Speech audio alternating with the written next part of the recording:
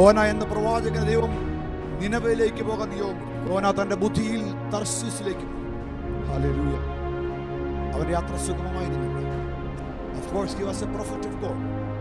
അവൻ ദൈവത്തിന്റെ പ്രവാചകനായിരുന്നു, ദൈവത്തിന്റെ അഭിഷിക്തനായിരുന്നു. അതിനു മുൻപ് അവൻ പറഞ്ഞ കാര്യങ്ങളൊക്കെ നടന്നിട്ടുണ്ട്, ദൈവത്തിന്റെ പ്രവൃത്തി അവൻ കണ്ടിട്ടുണ്ട്. പക്ഷെ അവന്റെ പഴയകാല എക്സ്പീരിയൻസുകളൊന്നും ഹല്ലേലൂയ അവന്റെ യാത്രയിൽ അവന് തോന്നുന്നില്ല. സ്വർഗം പറഞ്ഞു, മോനെ, ഞാൻ നിന്നെ നിലവിലേക്ക് പോകാൻ വിട്ടെങ്കിൽ എന്റെ പദ്ധതിക്ക് വേണ്ടിയല്ല, എന്റെ പദ്ധതിക്ക് വേണ്ടി. നിന്റെ കോൺസിക്വൻസസ് നീ നോക്കണ്ട, റിസൾട്ട് എന്താകുമെന്ന് ചിന്തിക്കണ്ട, ഒരിക്കൽ നിന്റെ മാനത്തിനോ മഹത്വത്തിനോ വേണ്ടി ആകുമെന്ന് ചിന്തിക്കണ്ട. എനിക്കതിന്റെ അകത്തൊരു പദ്ധതി. Praise the Lord. Praise the Lord.